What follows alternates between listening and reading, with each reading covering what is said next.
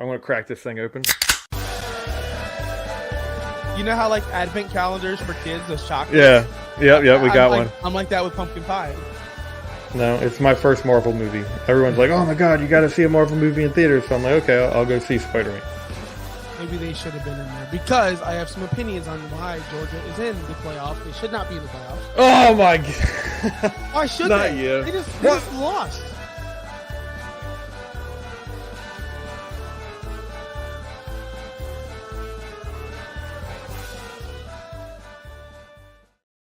Welcome to the Beer and Sports Podcast. I'm Josh Wingate, Josh Wingate 302.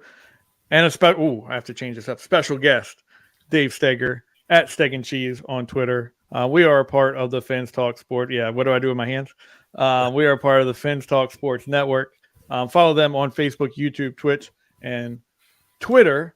I have to admit, I don't know what our handle is for the network. I say it every time, at Fins Talk Sports Network, and then I go and I look, and it's not that. So someone remind me what it is. It's FTN. I think it's Fins Talk Network.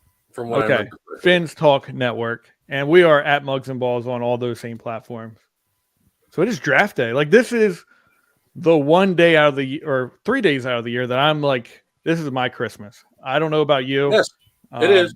A lot of people are like, I get so excited for opening the first game of the year. Like draft day is my first game of the year for most people. Like, it's my opening day of sports.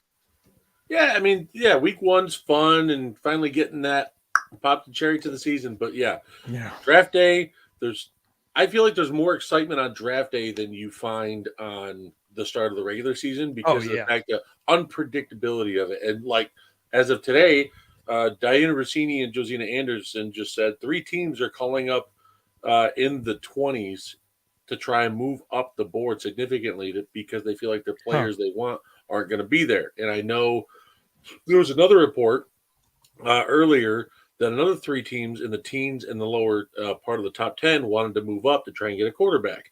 I know it's the Raiders, the Titans, and the Commanders. All 3 of them are talking to move up. And then also, too, I've heard reports of Vikings for the past week have been interested in trading up. They love Anthony Richardson. They love Hendon Hooker. They might trade up and go grab him. So I can tell you a team right now that would be willing to trade out of the top 10 in a heartbeat if it's coming with a first-round pick next year, and that's going to be Philadelphia.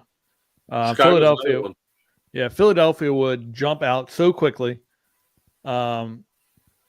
Well, one, I feel like Howie Roseman's in that philosophy is if I have more draft picks in the first round, I can't make a mistake. And if I do make a mistake, I have a backup plan over here as well because he's not the greatest drafter by far. He doesn't have a great Rager isn't good. Yeah, right. He doesn't have a great track history of drafting. But what he can do is get a lot of picks. He's willing to move and collect picks and then throw darts. And if you're at that point, you can do that. If he trades back, gets a first this year, a first next year, and just continues this trend, I mean, who can fault him for that?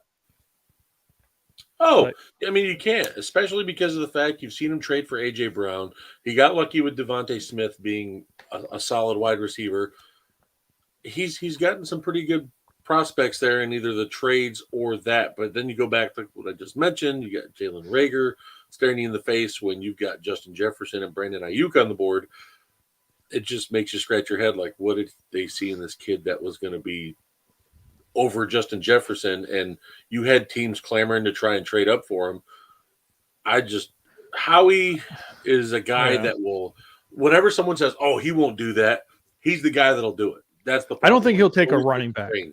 I do not think he will take a running back that early. I really do not. I'm laughing over here because just to give someone like the behind the scenes real quick, Kimmel is on here. Kimmel is willing to join. He's ready to join. And he's in a work call right now. He's been in a work call for the past, I want to say almost hour. It's supposed to be a 30-minute call. And people are just, it's like in class when everyone's like, okay, class is over. Any last questions? And he has those people, what about this? And you're just in the background like, shut the hell up. Like, I want to leave. He is currently going through that right now, and it's just so funny. But he will be joining us in this session. But I completely forgot what I was talking about because I just find that so funny. We were talking about Bijan and possibly going to Philly. I was actually going to counter and say, you know what? Atlanta and Bijan has gained a lot of steam. Yeah, and it's funny because I've seen people also have steam for him going to San Diego. I know San Diego. Los Angeles? It's San Diego to me. It's always San Diego, just like the Rams are in St. Louis. But the Chargers, I'm trying to see what pick they have. They have 21. If he somehow falls to 21, I think that would be just a beautiful matchup of like a coordinator who knows how to use a piece like him. But teams are like, why would Atlanta take Bijan? They have this piece already. They have Algier there, who is a really good piece. Why would you do that? And then people are like, yeah, but he'll go to the Chargers. And I'm like, that running back is even better. That running back situation is amazing. And with the Chargers. So I have a feeling that he is going to end up in is Kimmel ready? Like, should we jump him in? I don't know. We should let him sit for another 10 minutes since he missed the start. Yeah, right. But I could see him going to Tampa Bay. That's a spot that I could see him going to, and Tampa Bay just going absolutely insane. Listen, if he goes to Tampa, I just don't think he falls that far. I think some team is going to trade up, and who else loves trading back? Bill Belichick. I think if he gets to like 14, you're going to see some team like the Chargers or the Giants move right on up, and Belichick's going to collect that first from next year or extra second rounder this year, and it's just extra ammo to build around what he wants. So I don't see him falling past 15 because I can see the Jets moving back because they had to give up another second rounder for the Rodgers trade. I can see them possibly trading back adding an extra piece of ammo because, I mean, they have a pretty solid team. So if they move back, it's something that's more of a luxury pick for them. I mean, they've got the wide receivers, they've got offensive line, they've got defensive line, corners, safeties. I mean, if they move back, it's right in the wheelhouse of Brian Branch going there or one of the corners maybe they have as a nickel, Joey Porter, stuff like that. He is muted, but there he is. He is in the flesh right now, ready to go. He worked out today too, by the way, if you weren't aware. He got in his protein today. He is just so pumped to go. Josh Kimmel, OUS. How's it going? It's draft day, buddy. It is? I thought it was game 5. I thought we were talking about lightning hockey. What are we doing here? Yeah. No. Tonight's going to be fun. We can go into that. Oh, we're going to go. No, we don't have time for that. I have no passion. I mean, no energy for that right now. What are we talking about? Are we talking about Aaron Rodgers? Bijan right now. Bijan. Who's number 10? What are we wearing? What Philly. That's Jordan Love, baby. You really wasted like $79.99. He's loving him. I wasted $25 at one of the cheap sites. So, that's cool. I actually do appreciate that. Like the cheaper sites, like it's almost the same thing. You really can't tell. So it is. It really isn't that different. Like there's maybe like a stitch that's off here and there, but I'm like, I'll pay that instead of paying $150 for an authentic Stitch jersey. I got one before, and I like it was like the dark blue jersey, and I looked at it and I was like, what is this like gold around like the numbers? And then I go and I like go to Google Images, pull up the logo or the jersey, and I like scroll in really close. Gold there. Never notice it, but it's there. So that they're pretty accurate. I will say that. I love getting me a good month-long sale jersey. It takes about a month to get into you, but they'll get there to you. So I do want to say this: if we're talking Bijan, if he's drafted in the first round by any team, it's a huge mistake, massive mistake. I went over this on my fantasy show. You can find me Sunday nights, 8 p.m. Eastern on this network. Oh, he comes in late and then plugs his own show. Right? So look, what a jerk. There has been 14 in the past 10 years. There's been 14 running backs selected in the first round. I wish I had that list in front of me, but you can go back to, of course, Sunday night and go listen. A lot of those teams didn't pan out well. A lot of those teams had running backs on their roster that just had awesome running backs, like the Giants, like the Jaguars, like everyone else who did this in the past and did nothing with this running back. Clyde Edwards-Helaire, Rashad Penny, like the list, Leonard Fournette, the list can go on and on and on. The only team that made sense doing it was Zeke with Dallas. When I went down the entire list, at the time. it didn't make sense at the time, but at least it kind of worked out if he wasn't asked on that team and they were a good competitive team. Yeah. If he doesn't go to Philly or if he doesn't go somewhere competitive, it's such a waste of pick. If he goes to Atlanta, what a waste. What a waste, because you're not that good. You're not there yet. You're not that team yet. And it'd be like drafting a tight end over a quarterback. Oh, wait, they did that already too. I would take Kyle Pitts 10 times out of 10. 100%. Over Justin Fields right now? Over Justin Fields, what would that roster look like with Justin Fields on that roster over Kyle Pitts? Yeah, but I would take Kyle Pitts 10 times out of 10. Over Justin Fields. But I'd be using as a receiver, not as a tight end. So that's my belief. Atlanta's using him as a wide receiver and it's still failing. Are they using him as a wide receiver, or are they just using him as him out a lot? Yeah, but that's what some teams do with tight ends, and then they'll bring them in line and they'll move them around. But I do think if you put him on the outside as a Calvin Johnson type of player, not in the slot or anything like that, he's on the outside, the big receiver. He's your number one option. You're getting a Calvin Johnson type player there. Yeah, I would have gone Fields. That's just me. They would have won 5 games of Fields. Dave, your team's is that Dirtbag Dave? Yeah, that's Dirtbag Dave. Your team's about to be awesome. You know what? Your team should draft Bijan. Get rid of that bum Dalvin Cook and get Bijan. No. What do you guys think about the Vikings now that Dirtbag's here? Our loyal listener, our friend of the show. Loyal listener. He hasn't been here in weeks. We haven't been here in weeks. There's no loyalty to that man. So, seriously, the Vikings draft. What are we hearing? Talking about that? Oh, we were? Well, then go for it. Enlighten me, because I wasn't here. I have been hearing for the past 3 or 4 days that the Vikings are interested in trading up into the top 10 if Richardson and Hooker are both there, and they're willing to go trade up. 12 is the lowest up in there. And there are plenty of teams that'll move out of that pick. And Quessie's known to give up a haul for players that shouldn't have been traded for in the first place, like i.e. TJ Hawkinson. So the new GM wants his QB. They don't want to keep paying Kirk $35-40 million guaranteed for no reason, just to do nothing. But yeah, no, seriously, Dirtbag Dave, I'm not kidding. Richardson's been the guy. They've had they met with him at the combine twice, one formal, one informal. They were at his pro day. Quessy was there in person. And I mean, when you get GMs there in person at their pro days and then meeting them at the combine, that's a pretty good sign they like them. Oh God, anyways, I'm Hawkinson's a stud. Really? What'd y'all do last year in the playoffs against the Giants? Anyways, because of quarterback, they need a new quarterback. Anthony Richardson, man. If CJ Stroud or I can't. Have you been drinking during today? Yeah, sir? right. I need to. CJ Stroud falls anywhere under 5. You have to find a way to get up there because I think he is being overblown. I don't know what your all thought process is on this S2. I think he's being overblown too. I related it to the Sierra Mist. Sierra Mist is now Starry. S2 is now the Wonderlic test. They're just rebranded it. That's all they did because everyone lost faith in it. So they no just more Sierra Mist? Huh?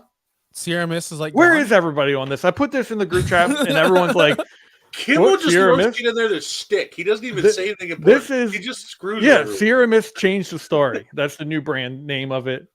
They say it's a new product. Like they canceled Sierra Mist. Now they have this new product story. Really? All they did is just slap a new label on it with a new name and say, here's story. Did they go lemon lime or just regular It's lemon lime. It's Sierra Mist with a new name. Flavor. Same thing. But that's what all the NFL did because they believe that we're dumb consumers, and they said, "Oh, look, the Wonderlic. Everyone has lost faith in the Wonderlic. Let's just take this. Let's call it S2. S2 sounds a little more, like it's a smarter product. Like S2. Like I don't know. Like I'm gonna be completely honest. I've never heard of S2 until today. Exactly. Supposedly they've been using it for a couple years now.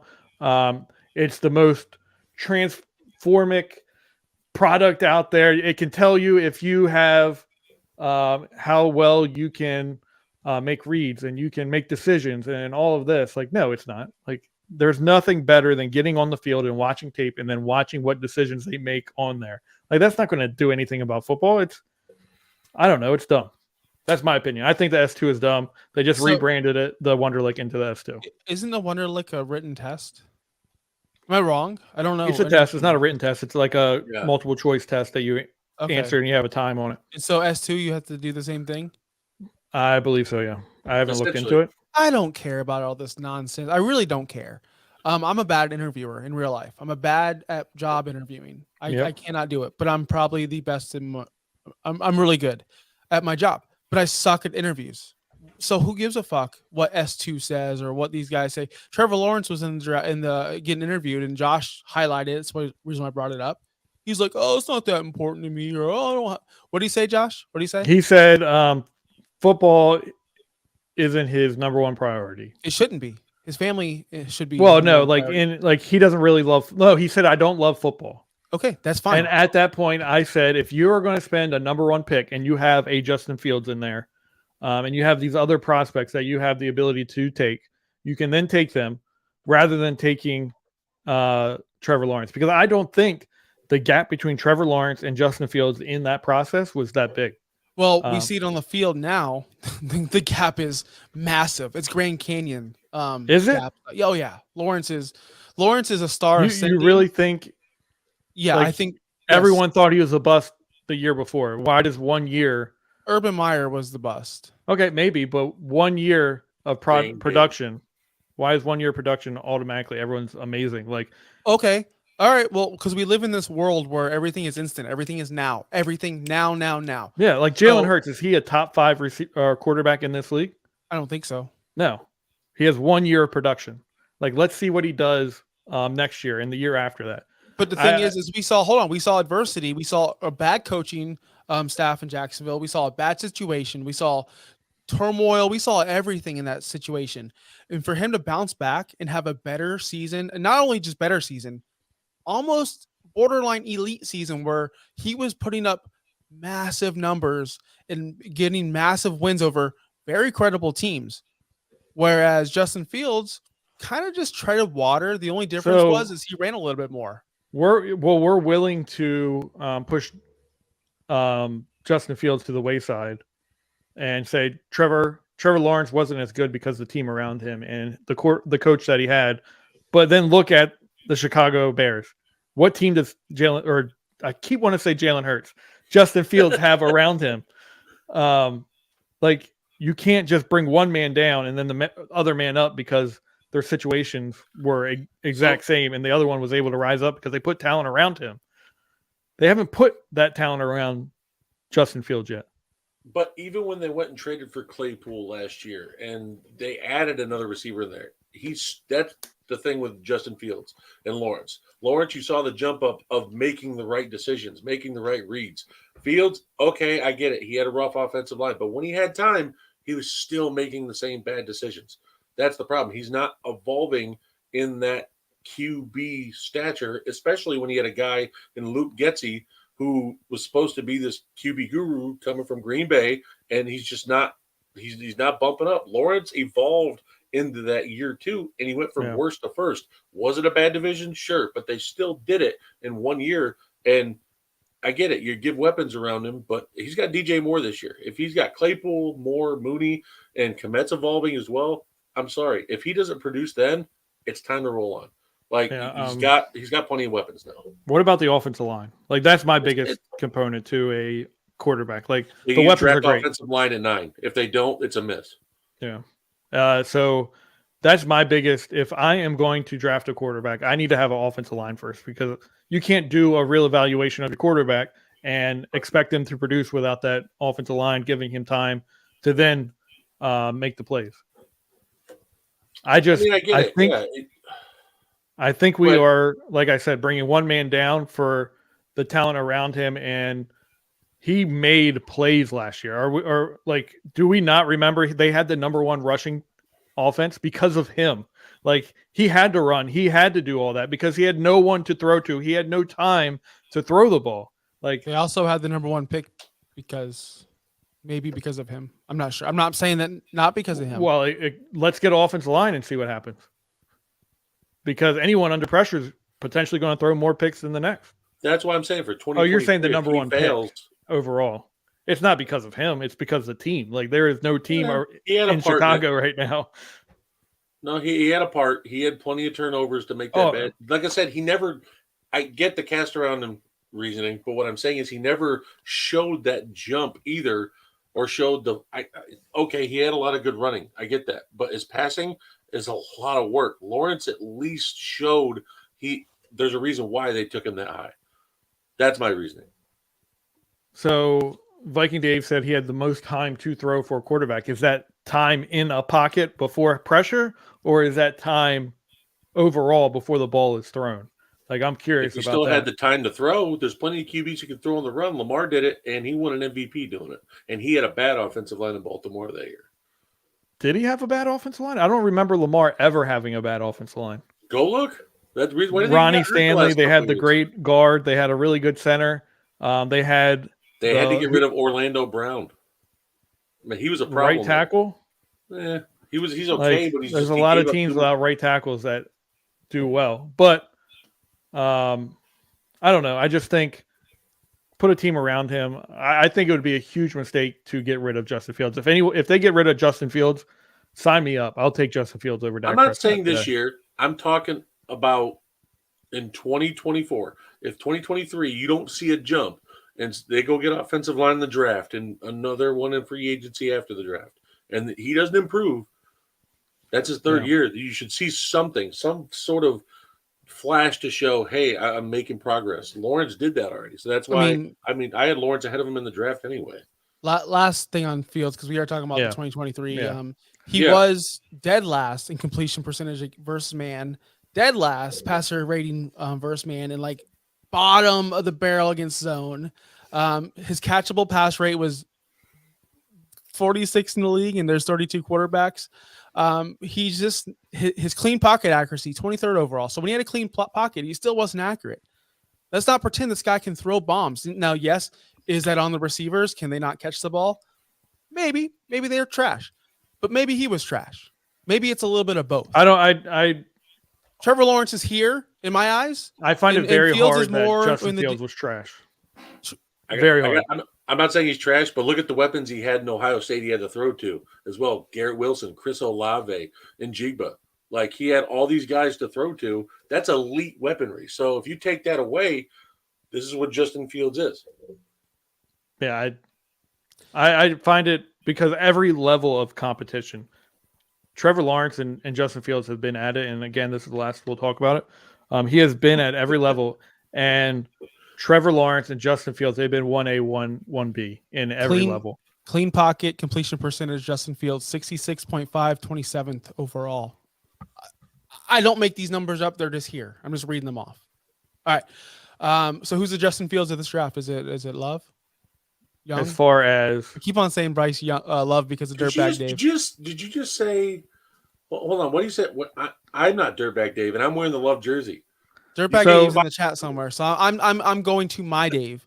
So what do you mean by the Justin Fields of this draft? So who's going to be hyped up? This guy's going to be this and that because he had awesome players in Ohio State that he can throw to. Like, it's got to be Bryce Young. Is it going to be Young? Yeah. Yeah, Bryce Young is the most I think he is being overhyped prospect that we've seen in quite some time. I don't see it with him. He's short, and I'm not a big proponent on downgrading someone because of their height or anything like that.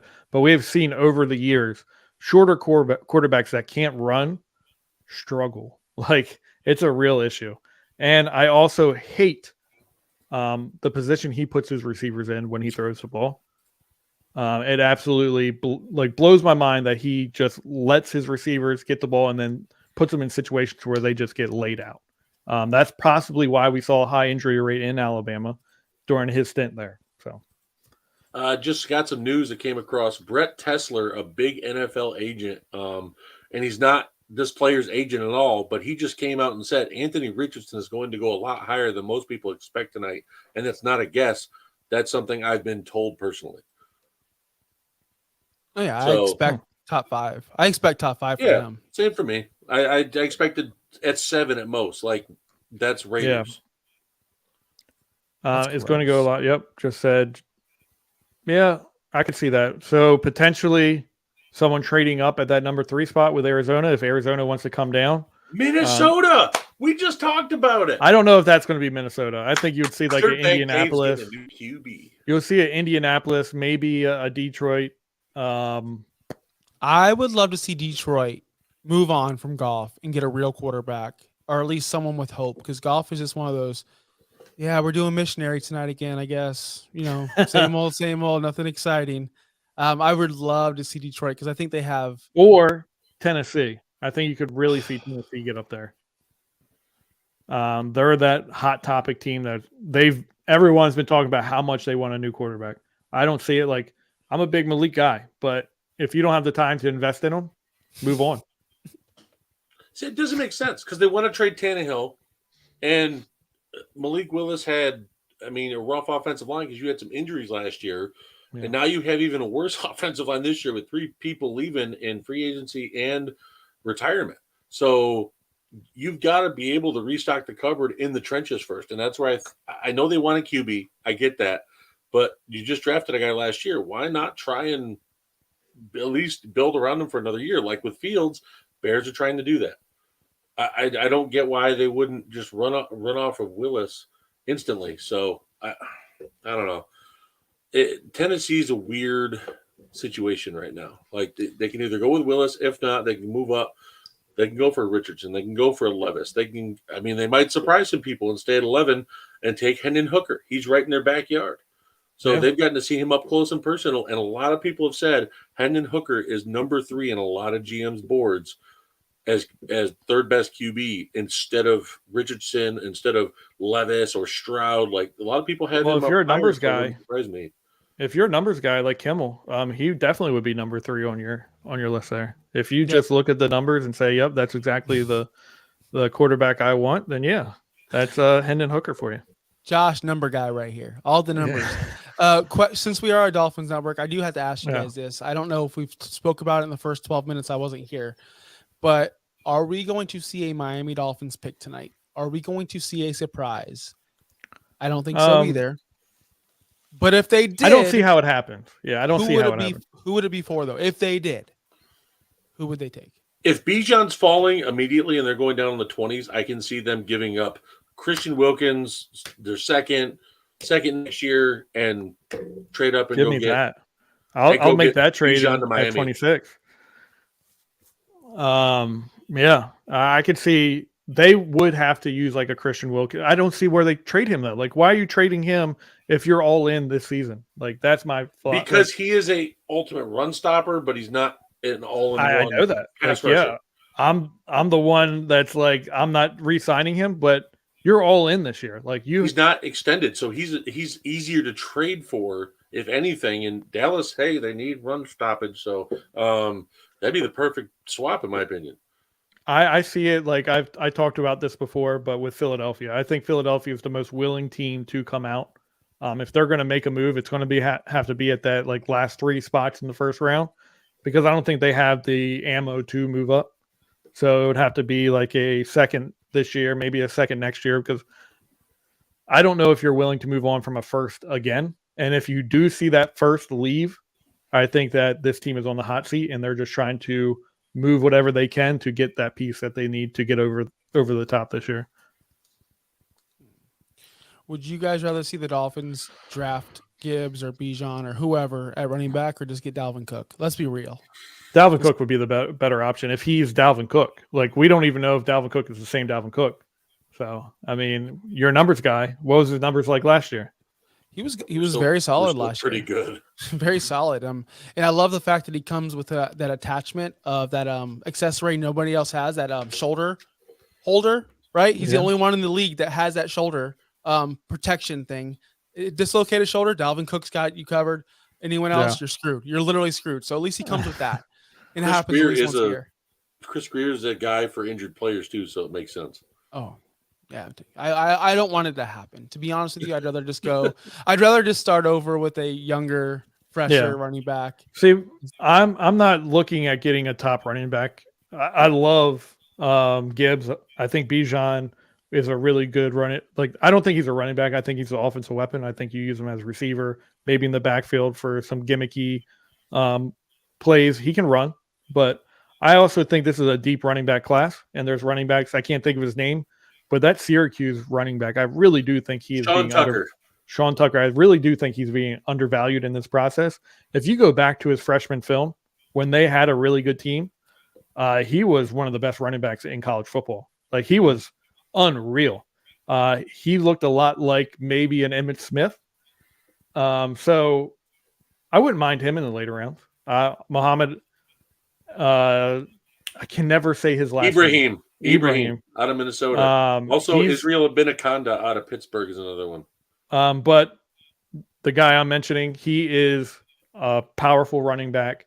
He's not a fast guy, but he's very powerful. He'll hit the hole, and that's something that the Dolphins and that running style of offense that they look for. They look for more power guys, and I think he has really good vision, and he's just a really good. He reminded me of, I'm going to relate him back to another Dallas Cowboy, Marion Barber. So. Love Marion. Yeah. How can you not? Who's that dude? What are the Packers doing tonight? What are we doing in Green Bay? Way to put the pressure on me, Kimmel. No. So obviously everybody in the chat for our network has heard it. And with the mock drafts I've done, I am a Jackson Smith and Jigba guy. And the Packers recently traded Aaron Rodgers. We all know he doesn't like working with rookies. So if he was here for 2023 season, I expected us to go offensive line, edge, defensive line, tight end, something along those lines. He doesn't like working with rookie wide receivers. It was known last year. Christian Watson, it took forever and him and Rodgers to get on the same page. Ironically, it was the Dallas game. But it's just the whole fact of this year, you have Love. He doesn't care about completing his legacy. He doesn't care about working with certain players. If you get him premier talent, he's going to be better, in my opinion, or at least have a better chance to prove himself. Watson and Dobbs forms a nice 1-2 punch, but if you get a guy like Smith and Jigba or Zay Flowers, you're adding premier talent right away in a wide receiver room. And I just think with Smith and Jigba, you're getting a guy that's like a Cooper Kupp. You're getting a guy that's coming in, significant route runner. Does he have elite, like, sixth gear speed? No, but he has enough moves in the field to be able to get you down the field or in the touchdown by avoiding other players. Zay Flowers, Steve Smith Jr. Those are my comparisons for those two players. I have Green Bay going wide receiver tonight. They swapped their picks 15 for 13. A lot of people are saying, oh, they're going to trade back. You don't trade back after using that as value. Pushing that hard to move up as the last condition for Rodgers' trade.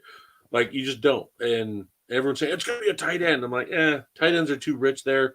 If JSN and Flowers are gone and the wide receivers go early, yes, I can see them going tight end. But I just don't see them or possibly trading back at that stance. But that's the only way I see them trading back or selecting a tight end if they don't get their guy. I know that they met with JSN twice at the combine, one formal, one informal. I know they met with him at the pro day and they took him out to dinner later that night. So they met with him 4 times. They really like the kid. They've been connected all over the internet. They like him. And Goody, the last couple of years, has been wanting a wide receiver. Last year, he tried to trade up at 32 and get Christian Watson in the first. Vikings, for some reason, wouldn't trade at 32, but they did at 34. We ended up getting him in the second, 2 picks away from the first. Prior year, Chris Olave. They wanted him, but Saints went and got him. Another one is, I believe, Justin Jefferson. They tried to move up thinking he might have fallen, but the Vikings took him. Brandon Ayuk, same thing. 49ers swiped him right ahead, and Love was the next on their board. So Gutekunst wants a wide receiver in the first. He wants the premier talent. That's my thing. The Packers are doing. It wouldn't surprise me if they go offensive line, especially if guys like Paris Johnson, Skoronski, or Broderick Jones all fall. They're all pro level ceiling talent. I think if one of those guys falls, even if JSN's there, it wouldn't surprise me they take him, because that's one thing in Green Bay that's always been solidified the last 25 years has been offensive line. So there's one player in this draft that I'm like, he has to go to Green Bay. And I don't want him to because I want this guy to fall because I would love him in Dallas. It's got to be Skoronski.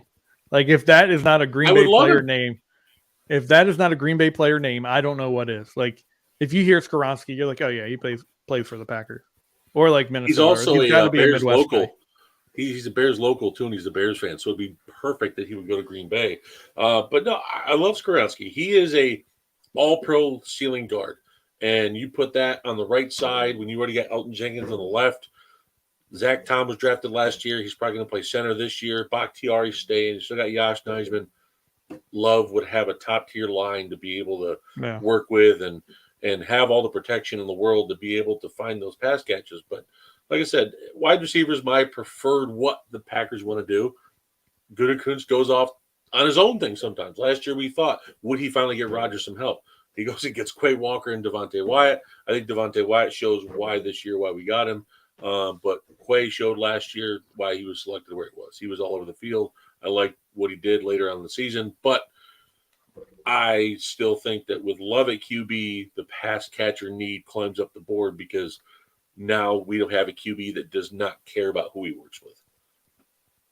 Nice. So, Kimmel, we never heard what you think the Dolphins do. What do you think the Dolphins do? I think the Dolphins. Well, there's Dolphins fans in the chat, right? Yeah. Cool. No, I honestly don't expect him to do much. I don't see him going to the first round tonight. I don't want it to happen. I honestly don't. Why give up so much? Because their biggest need, in my opinion, besides anything else, I'm a fantasy guy. I want running backs. I want to be able to say we got Tyreek, we got Waddle, we got all these players, and I want to score points. That's what the NFL is these days. It's score 30, first to score 40. That's what it seems like it is. So I'm so tired. I know you guys are, Evan, you're a big proponent of Mostert's fine. The running game's fine. Yeah, it's fine. Yeah. I don't want fine. I want spectacular. You need great. Thank you. Yes. I don't want fine.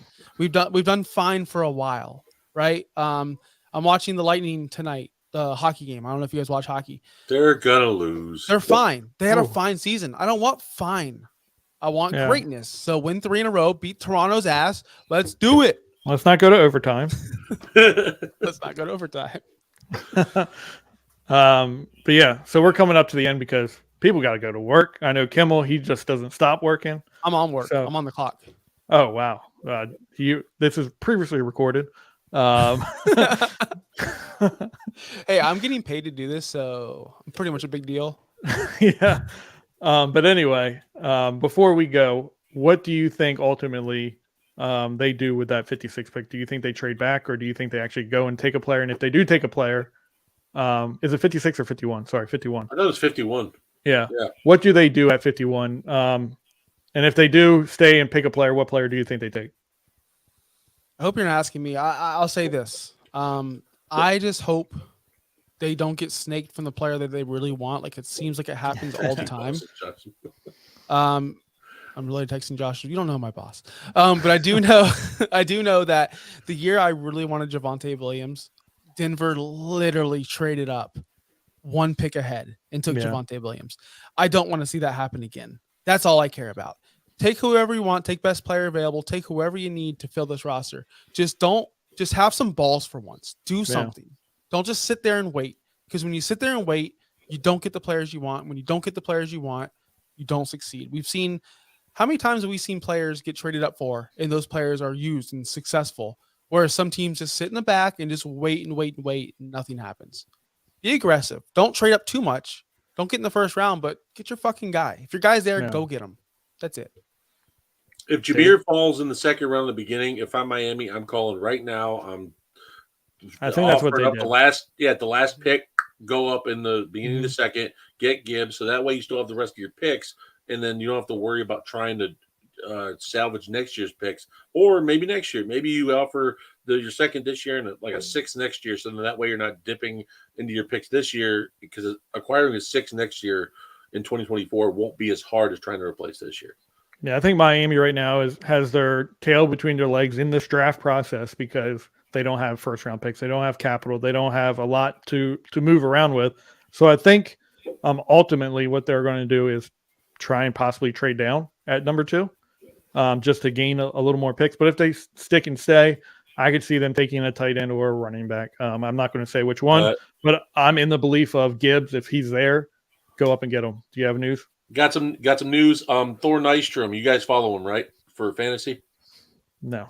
Do you follow him? You don't know who Thor Nystrom is for NBC? I might. I don't follow those big names. Those Anyways. big name jabronis. He's a craft fantasy kind of guy. I thought you were somebody.